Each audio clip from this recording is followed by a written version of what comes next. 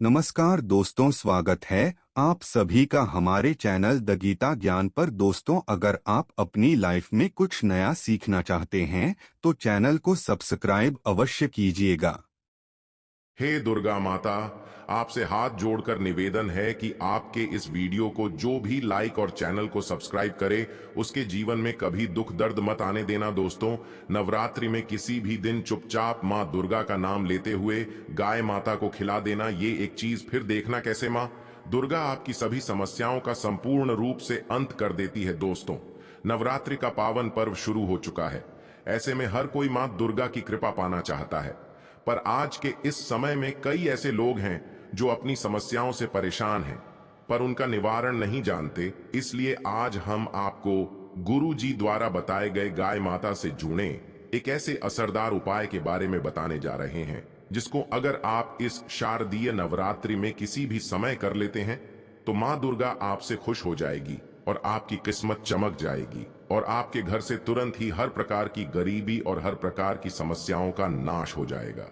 दोस्तों, यह उपाय आपको जरूर करना चाहिए क्योंकि यही एकमात्र ऐसा उपाय है जो कि आपको जल्द से जल्द धनवान और मालामाल बना देगा। इसलिए इस आसान से असरदार उपाय को जानने के लिए वासियों को आखिर तक जरूर देखें। और दोस्तों, अगर आप भी अपने जीवन में माता रानी की कृपा पाना चाहते हैं तो वीडियो को लाइक करके कमेंट में जय माता दी लिखना ना भूलें। और अगर आपने अभी तक चैनल को सब्सक्राइब नहीं किया है तो चैनल को जरूर सब्सक्राइब कर लें। दोस्तों, गाय माता के अंदर सभी देवी देवताओं का निवास माना जाता है, तो आप सुबह जो पहली रोटी बनाते हैं वो अगर गाय माता को खिलाते हैं तो सभी देवी देवताओं का आशीर्वाद मिलता है। गाय माता को गुरु के साथ जोड़ा गया है, यानी गुरु ग्रह के साथ, बृहस्पति ग्रह के साथ। इसलिए नवरात्रि के दिन गाय माता को रोटी पर एक चुटकी हल्दी डालकर खिलाए तो सुख संपत्ति धन ऐश्वर्य बढ़ता है, दुष्ट ग्रह शांत हो जाते हैं। जो लोग मानसिक रूप से परेशान हैं वह गाय माता को रोटी पर थोड़ा सा गुण रखकर खिलाएं। ये तो सकारात्मक ऊर्जा आती है, टेंशन खत्म होती है, स्वास्थ्य अच्छा रहता है। और अगर आपको लगता है कि आपके सभी ग्रह खराब है तो ऐसे में गाय माता को पहली रोटी रोज खिलाएं, सभी ग्रह धीरे धीरे हो शुभ हो जाएंगे। कभी कभी जीवन में लंबे समय से कोई शुभ मंगलकारी नहीं हो रहे होते हैं, तब ऐसे में आप गाय माता को रोटी खिलाएं, गाय माता के मस्तक को छूकर अपनी मन्नत कहे प्रणाम करें, पैर छुए तो आपकी मन्नत जरूर पूरी होगी। तो यह था गाय माता को आप क्या खिलाए उसके बारे में, लेकिन गाय माता को क्या नहीं खिलाना चाहिए अब हम वो भी जान लेते हैं। दोस्तों, गाय माता को रोटी तो हर कोई खिलाता है, अब ये रोटी बासी बिल्कुल भी नहीं होनी चाहिए, यानी कि जो एक दिन की पहले की रोटी बनी रहती है और आप जो दूसरे दिन सुबह सुबह खिला देते हैं वो नहीं खिलानी चाहिए। कई बार आप रोटी बना लेते हैं और उस दिन गाय माता मिलती नहीं तो रोटी रखी रह जाती है, फिर वो अगले दिन गाय माता को खिलाने से गाय माता का अपमान माना जाता है, वो रोटी बासी कहलाती है। इसीलिए गाय माता को एक दिन पहले की बची हुई रोटी कभी नहीं खिलानी चाहिए। सड़ी गली चीजें, खराब चीजें गाय माता को कभी नहीं खिलानी चाहिए, इससे घर में परेशानी आती है। और अगर आप ऐसा करते हैं तो अपनी आदत को बदल दीजिए, इससे घर में तकलीफें आती हैं। गाय माता को हरा चारा तो हर कोई खिलाता है, हरा चारा आप खिलाते समय एक बात का ध्यान रखिए, गाय माता को सबसे ज्यादा पीपल का पत्ता लोग खिलाते हैं, पर पीपल का पत्ता आप खुद से तोड़कर मत खिलाना। दूसरी बात, आप घर में सब्जी लाते हैं तो सागा जाता है, तो उसमें से कुछ अच्छी चीजें तोड़कर रखकर बचा कुछ आप गाय माता को ना खिलाए, आप जो देंगे वह गाय माता खा लेगी, लेकिन थोड़ी सी कुछ अच्छी चीजें मिलाकर गाय माता को खिला दीजिए तो ज्यादा फायदा होगा। गाय माता को दूध नहीं पिलाना चाहिए, आप दही चावल खिला सकते हैं लेकिन दूध ताजा हो या बचा हुआ, परंतु गाय माता को भूलकर भी मत देना। तो तीन चीजें गाय माता को नहीं खिलानी चाहिए, एक तो बची कुची रोटी नहीं खिलानी चाहिए, कोई भी अनाज बच जाए तो उसे दूसरे दिन गाय माता को नहीं खिलाना चाहिए, जैसे बासी चावल बासी बची कुची रोटी नहीं खिलानी चाहिए। और अगर आप चारा खिलाते हैं तो सड़क गला मत खिलाइए, और अगर खिलाते हैं तो उसके साथ कुछ अच्छी चीजें मिला लें। और गाय माता को दूध भी नहीं पिलाना चाहिए, तो ये चीजें गाय माता को बिल्कुल भी नहीं खिलानी है, नहीं तो घर में गरीबी आती है, माता लक्ष्मी आपके घर में वास करना छोड़ देती है। दोस्तों, 84 लाख योनियों के सफर करके आत्मा अंतिम योनि के रूप में गाय माता का रूप धारण करती है। गाय माता लाखों योनियों का वह पड़ाव है जहां आत्मा विश्राम करके आगे की यात्रा शुरू कर दी है। दोस्तों, गाय माता का कोई अपशकुन नहीं होता। जिस भू भाग पर मकान बनाना हो तो वहां पर अगर आप 15 दिन के लिए गाय माता और बछड़ा बांध देते हैं तो वो जगह पवित्र हो जाती है। ऐसी जमीन से बहुत सारी असुर शक्तियां का नाश हो जाता है, क्योंकि गाय माता में सकारात्मक ऊर्जा का भंडार माना गया है। दोस्तों, गाय माता का मार्ग रोकना, अगर आप कहीं भी जा रहे हैं और गाय माता आपका मार्ग रोक दें तो यह बहुत ही शुभ माना जाता है। गाय माता और बछड़े का दर्शन एक साथ आपको हो जाए तो आपकी सफलता का प्रतीक माना जाता है। अगर आपके घर के आसपास गाय माता घूमती रहती है तो इसका मतलब है कि आपके घर से काफी सारे संकट अपने आप ही दूर होने वाले हैं और सुख समृद्धि पूर्वक जीवन आपको मिलता है। गाय माता के समीप अगर आप जाते हैं तो कई संक्रामक रोग, कफ, सर्दी, खांसी, जुकाम आदि आश्चर्यजनक रूप से अपने आप ही बिना दवाइयों के ही नाश हो जाती है। अगर आपको गाय माता अचानक से पूछ मार देती है तो यह बहुत ही शुभ संकेत माना जाता है और काली चितकबरी गाय माता का ऐसा करना और भी ज्यादा शुभ माना गया है। पंचगव्य जो होते हैं वह कई रोगों में लाभदायक है।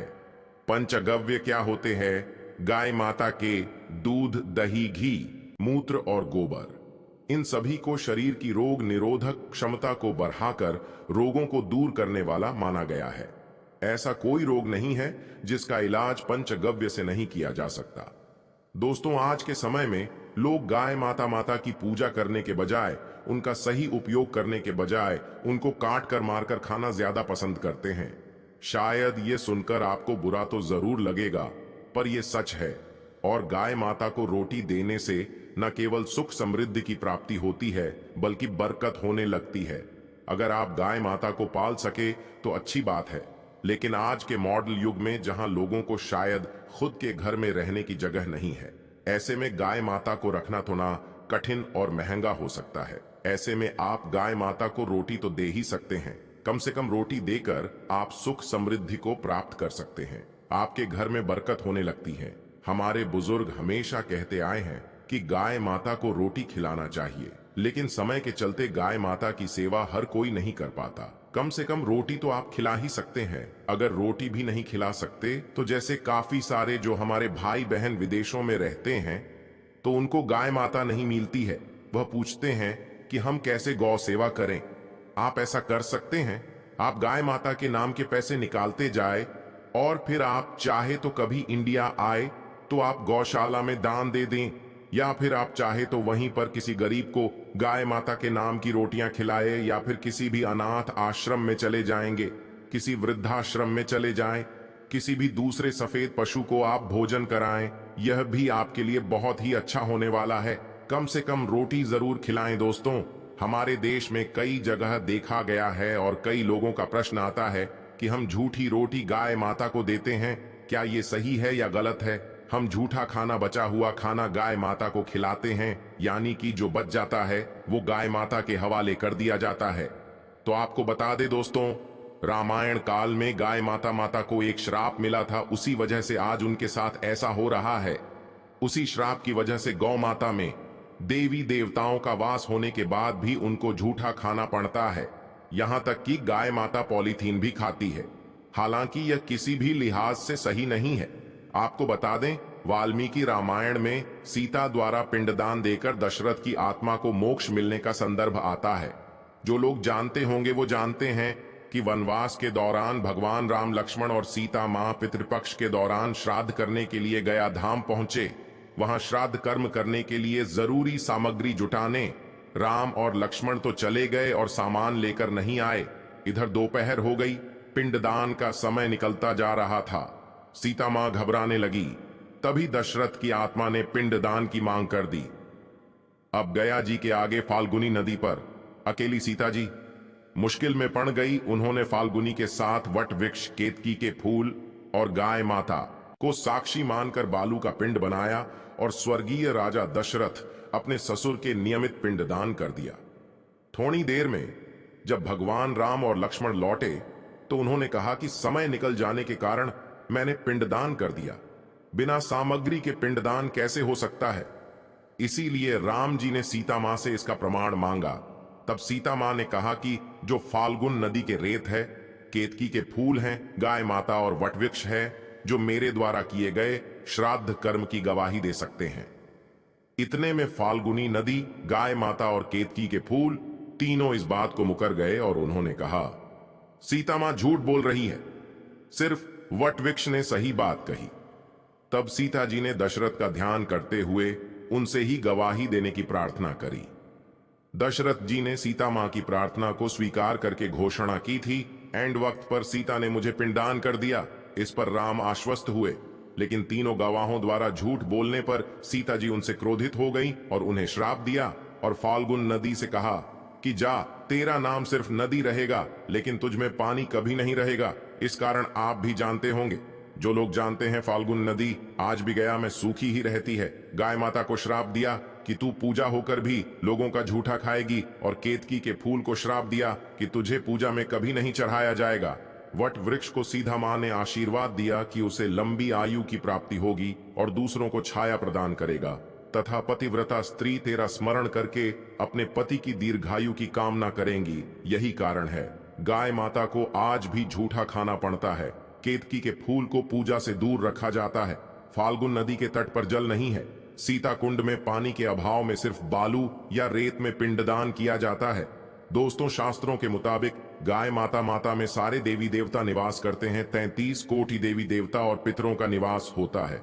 अगर आप किसी भी मंदिर में नहीं जा सकती, पूजा पाठ नहीं करते, कहीं जाकर के ग्रह दोषों का उपाय नहीं कर सकते, तो आपको गाय माता को एक रोटी जरूर खिलानी चाहिए। हमेशा कहते हैं कि पहली रोटी गाय माता को अगर आप भी खिलाते हैं तो आप दुनिया के सारे सुखों को प्राप्त कर सकते हैं। आपने अक्सर सुना होगा कि रसोई में पहली रोटी जो भी बने गाय माता को दे देनी चाहिए। हर रोज गाय माता को एक रोटी देने से आपके जीवन के सभी दुख दर्द दूर हो जाते हैं। खाना बनाते वक्त हमेशा पहली एक रोटी गाय माता की निकाल दें। इसके बाद ही परिवार के सभी सदस्यों के लिए आपको रोटियां सेंकने चाहिए। कोशिश करनी चाहिए कि गाय माता की उस रोटी में थोड़ा सा हल्दी मिला दें। इससे गाय माता को रोटी खिलाने का अपार फल प्राप्त होता है।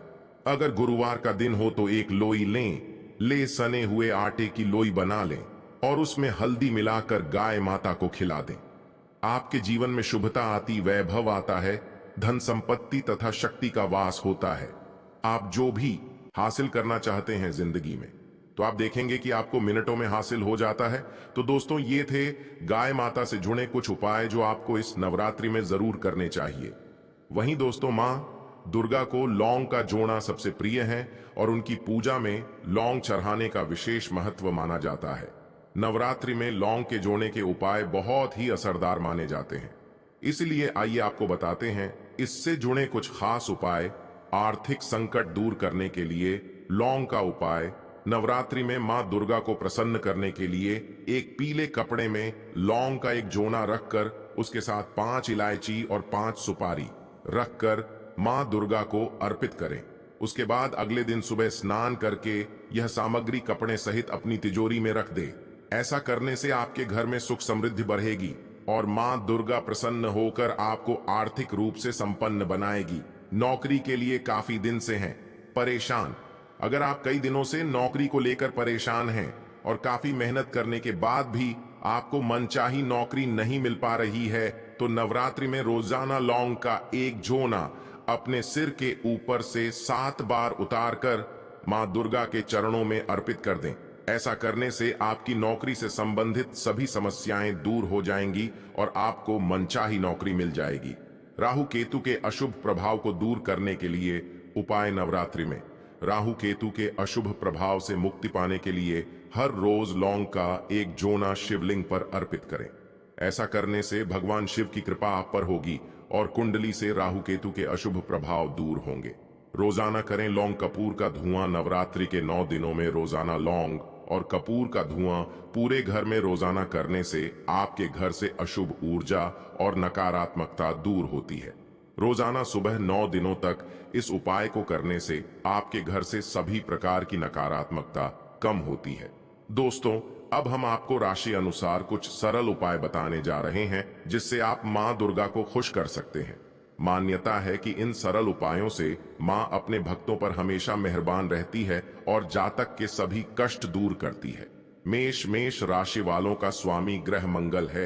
इन्हें नवरात्रि के दौरान सिद्धि कुंजिका स्तोत्र का पाठ करना चाहिए और गरीबों की मदद करना चाहिए। मान्यता है कि ऐसा करने से मां दुर्गा की कृपा हमेशा बनी रहती है। वृष राशि के लोगों का स्वामी ग्रह शुक्र है। मान्यता है कि नवरात्रि के दौरान सप्तश्लोकी दुर्गा का पाठ करने से जातक के जीवन की सभी समस्याएं दूर होती है। मिथुन राशि के जातकों का स्वामी ग्रह बुध है। इन राशि वालों को दुर्गा सप्तशती का पाठ करना चाहिए। मान्यता है कि ऐसा करने से गृह क्लेश से मुक्ति मिलती है और शत्रुओं से छुटकारा मिलता है। कर्क राशि के जातकों का स्वामी ग्रह चंद्रमा है। नवरात्रि के दौरान इन्हें मां दुर्गा के साथ भगवान शिव की भी पूजा करना चाहिए। मान्यता है कि ऐसा करने से धन वैभव बढ़ता है और घर में खुशहाली आती है। सिंह राशि के लोगों का स्वामी ग्रह सूर्य है। इस राशि के जातक नवरात्रि के 9 दिनों तक सिद्ध कुंजिका स्तोत्र या रामचरित्र मानस का पाठ कर सकते हैं। मान्यता है कि ऐसा करने से मां दुर्गा के साथ भगवान राम भी प्रसन्न होते हैं। कन्या राशि के व्यक्तियों का स्वामी ग्रह बुध है। नवरात्रि में रोजाना इन्हें दुर्गा सप्तशती का पाठ करना चाहिए। मान्यता है कि ऐसा करने से सभी कार्यों में सफलता मिलती है और जीवन की बाधाएं दूर होती हैं। तुला राशि के लोगों का स्वामी ग्रह शुक्र है। इन्हें नवरात्रि के दौरान सप्तश्लोकी दुर्गा का 8 बार पाठ करना चाहिए। कहा जाता है कि ऐसा करने से धन दौलत और मान सम्मान में वृद्धि होती है। वृश्चिक राशि के व्यक्तियों का स्वामी ग्रह मंगल है। नवरात्रि में दुर्गा सप्तशती और रामचरित मानस का पाठ करना चाहिए। मान्यता है कि ऐसा करने से इन्हें सुख सौभाग्य का वरदान मिलता है। धनु राशि के लोगों का स्वामी ग्रह बृहस्पति है। नवरात्रि के दौरान धनु राशि के लोग दुर्गा सप्तशती का पाठ कर सकते हैं। कहा जाता है कि ऐसा करने से घर में सुख शांति आती है और जीवन में क्लेश से मुक्ति मिलती है। मकर राशि वालों का स्वामी ग्रह शनि है। नवरात्रि में सिद्धि कुंजिका स्तोत्र या सप्तश्लोकी दुर्गा का 9 बार पाठ करना चाहिए। मान्यता है कि ऐसा करने से माता रानी प्रसन्न होती हैं और अपनी कृपा बनाए रखती है। कुंभ राशि के व्यक्तियों का स्वामी ग्रह कुंभ है। कुंभ राशि के लोगों को नवरात्रि में राम रक्षा स्तोत्र और मां दुर्गा के नामों का स्मरण करना चाहिए। मान्यता है कि ऐसा करने से जीवन के सभी संकट दूर होते हैं। मेन राशि के जातकों का स्वामी ग्रह बृहस्पति है। इन्हें नवरात्रि के दौरान दुर्गा सप्तशती का पाठ करना चाहिए। मान्यता है कि ऐसा करने से घर में सुख शांति और खुशहाली आती है। तो दोस्तों, आपको हमारी वीडियो कैसी लगी हमें कमेंट में जरूर बताइएगा। साथ ही वीडियो को लाइक करके चैनल को जरूर सब्सक्राइब कर लें। जय माता दी।